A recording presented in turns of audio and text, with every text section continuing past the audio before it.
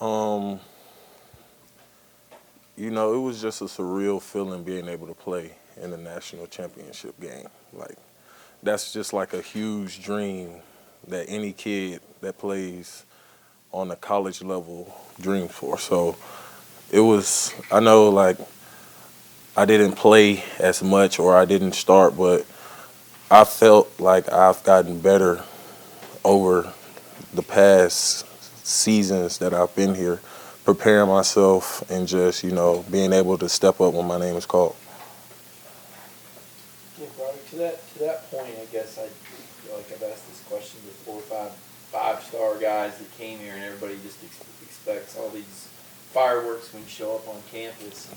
There's a process. I mean, how do you adjust to that when your identity has been as a superstar of basketball or football, and suddenly you're just in a pack, not even playing? I mean, how do you adjust to that? Um, it is a big change, but it's nothing that can't be done. Like, you can't expect always to just go in and do what you're usually used to doing. Like, you have to change. Like, life is about changes. So if you're not able to make changes in your life, you won't be able to succeed. So I knew coming in that I was gonna be pushed to work harder and better myself as a player. So I just came in with that type of mindset. Roger. Um, when asked about leadership, Kirby Smart mentioned you, and I was just wondering how you were emerging as a leader in your offensive line group, whatever you loud, leading vocally by example, and who else you see out there emerging as a leader.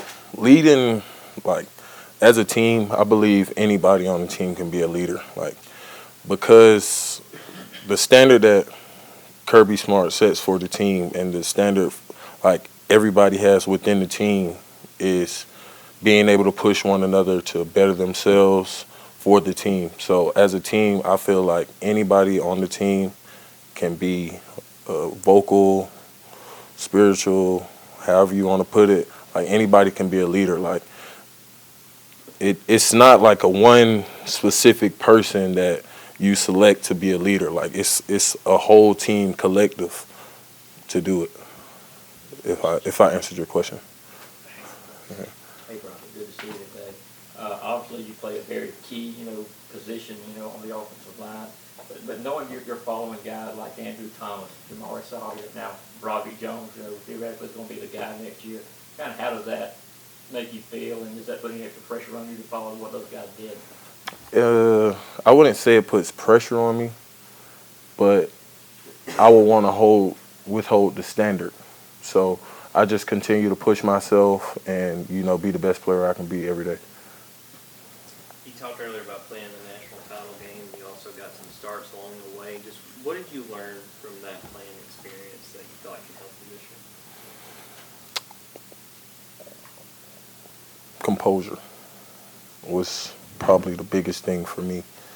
Just being able to sit back, soak up what Jamari left behind, like listening to what he's doing, like asking him like how can I do this better or what should I do if this happens, just sitting back and learning from, somebody that has done it before me and is a great player. So I just would say me being able to sit back and not try and rush things and be able to take coaching and be accountable for like my actions. So like in practice, you would want to push yourself. You wouldn't want to like slack off. Like you want to push yourself because everybody else is pushing. So that's the only way you can get better. Broderick, talking about the Natty, it's a crazy night even for us in the press box. We're following everything, and for me, it was like, oh, Broderick Jones was in there left tackling. It seemed like a lot of things were happening and going well for Georgia at that time. Can you kind of retell the story of that scenario of where you ended up getting told, hey, we need you to go in there, and why, and what your sort of task was?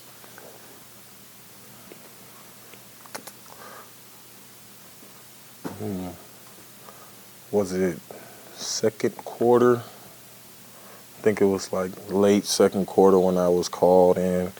And I would just say, like I answered the question earlier, it was just a huge moment for me to be able to play in the national championship You know, I was a little nervous, but who wouldn't be? It's a huge game. It's like it's spotlights on. Like it's nothing else. Like it's the last game. All the marbles on the line. You know, you have to do what you have to do. So when my name was called, I was excited. But once everybody, Jamari, you got people like Jamari, Shafe, Stetson, Coach Monk, Coach Kirby.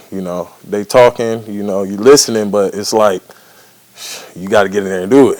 So at the end of the day, I wouldn't say I was nervous, but not to the extent where I couldn't perform at my best level. So I would just put it in conclusion like that, like if I answered it. What's it like being around Xavier Truss and Devin Watt, a couple guys from the Northeast? You're obviously a Georgia guy, but they got any characteristics different? Yeah, great guys, both of them. Devin's actually my roommate. Yeah, they're both great guys, though.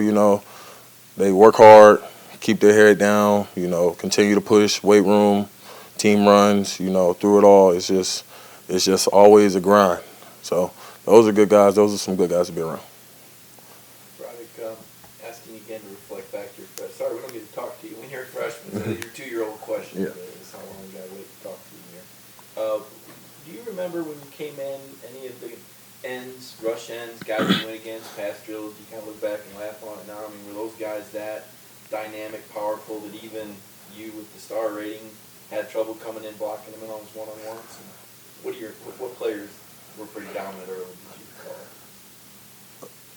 All of them. coming in, like you said, a 5-star recruit, big head. I got humbled real fast. Like going against people like Aziz and Jermaine and Nolan Smith. It's just like, but you learn to be able to just sit back and watch the people ahead of you and watch what they're able to do and their success, and just try and recreate that with taking coaching and being able to be coached, and taking what the coach is telling you to do and not try and do whatever you want to do on your own. Yeah, Broderick, I got 2 questions. One, what's the grocery bill look like with you and Devin Willick living together? And 2, just the amount you played last year in the national championship games leading up to it, how much has that helped your confidence, at this point this year compared to last year? Okay, first question. We have a $80 million facility, as Coach would say. So, it's not that bad. Bones, we have a new restaurant, great restaurant. We have great nutrition staff, and I love them dearly, and they get their job done. And what was the second question? I'm sorry. Just the amount you played last year.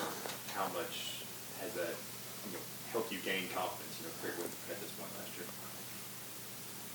Well, me personally, I was never not confident in my game.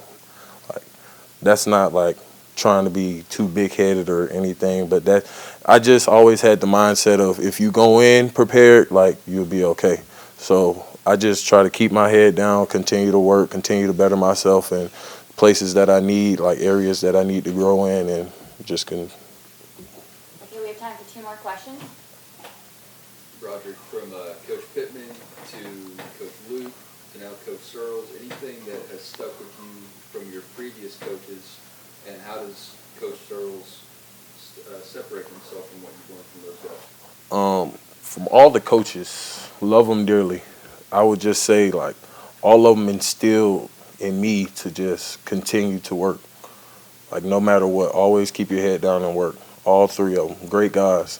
Like, as long as you're working, you'll be all right. No matter who's coaching, no matter who's playing, as long as you keep your head down, work, and you're able to be coached, you'll be okay.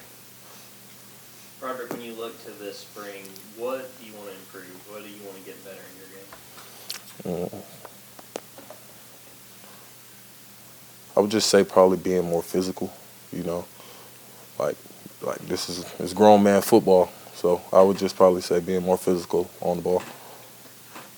Okay, that's going to do all with Broderick. Thanks, y'all. Thank you. Thanks, Broderick.